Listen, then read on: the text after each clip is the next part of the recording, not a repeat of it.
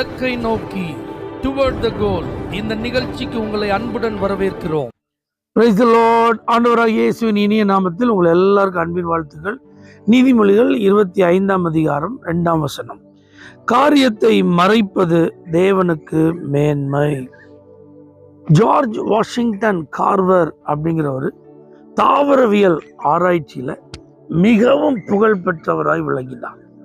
அவர்கிட்ட கேட்டாங்களா, ஐயா நீங்க எப்படி இந்த குறிப்பிட்ட இந்த ஃபீல்டில் சக்ஸஸ் பண்ணீங்க, அதை சொல்லுங்க.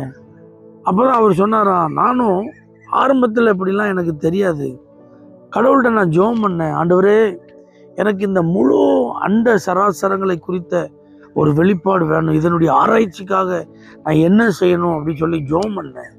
அப்போ ஆண்டவர் என்கிட்ட தெளிவாக பேசினாரு, எப்பா இது எல்லாத்துலேயும் நீ கவனம் செலுத்தினா உன்னால் எதையுமே முழுமையாய் விளங்கி கொள்ள முடியாது, அதனால ஒரு குறிப்பிட்ட காரியத்தை மட்டும் நீ ஃபோக்கஸ் பண்ண அப்படின்னு சொன்னதுனால ஆவியானவரே உள் உணர்வை கொடுத்து உணவு பயிரான நிலக்கடலையை நீ ஆராய்ச்சி பண்ணு அப்படின்னு ஒரு ஏவுதலை கொடுத்துருக்குறாரு.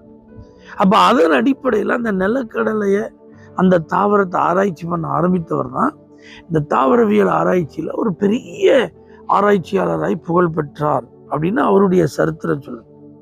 இந்த பிள்ளைகள் இன்னைக்கும் நாமும் எல்லாத்தையும் தெரிஞ்சுக்கிடணும், எல்லா இடத்துலையும் நான் இருக்கணும், எல்லா காரியமும் அப்படிலாம் இல்லை. நம்மை கொண்டு கர்த்தர் என்ன செய்ய விரும்புகிறார், நம்முடைய காலகட்டத்தில் நம்ம என்ன செய்து முடிக்கணும், நம் மூலமாக தேவன் நிறைவேற்ற வேண்டிய பணிகள் என்ன, இதைத்தான் நாம் அமர்ந்திருந்து ஆண்டவர் சமூகத்தில் காத்திருந்து அவர்கிட்ட கேட்போமானால் கண்டிப்பாக கர்த்தர் அதை வெளிப்படுத்துவார்.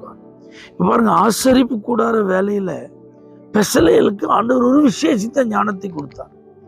அவனுக்கு உதவியாகவும் அகோலியாகவும் ஆண்டவர் கொடுக்குறார். ஆனால் இவங்களுக்கு இருந்த அந்த விசேஷித்த ஞானம் மோசேக்கு மேலே கிடையாது.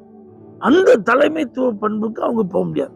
இந்த முழு ஆசரிப்பு கூடாரத்தையும் நாங்கள் தான் செஞ்சுருக்கோம் இருக்கலாம், அதுதான் உன் வேலை. ஆனால் மோசேயினுடைய வேலை வேற. அப்போஸ்தலர்கள் பாருங்க, பந்தி விசாரிப்பதற்கு எங்களுக்கு வாய்ப்பே கிடையாது, நாங்கள் அதற்கு விரும்பவில்லை, நாங்கள் ஜெபம் பண்ணுவோம், வேதத்தை போதிப்போம், அவ்வளோதான். நீங்கள் உங்களுக்குள்ள 7 பேரை தெரிந்து கொள்ளுங்க. அப்போ அதற்கென்று நியமிக்கப்பட்ட ஒரு குரூப்.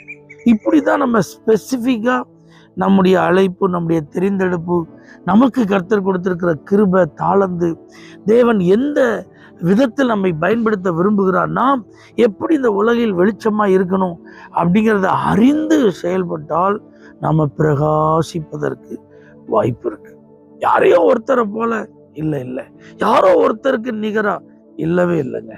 நம்மை கொண்டு கர்த்தர் என்ன செய்ய விரும்புகிறார், இதை நீங்க அறிந்து கொள்ள பிரயாசப்படும். ஏன்னா அவர் எல்லாத்தையும் எல்லாருக்கும் என்ன செய்யறதில்லை, வெளிப்படுத்துவதில்லை, எல்லாருக்கும் எல்லாத்தையும் அவர் கொடுக்கிறதும் இல்லை. ஆகவே இதை புரிந்து கொண்டு கர்த்தருடைய மேன்மையை அறிந்து கொண்டு அவர் சமூகத்தில் அமர்ந்து ஜெபம் பண்ணுங்க.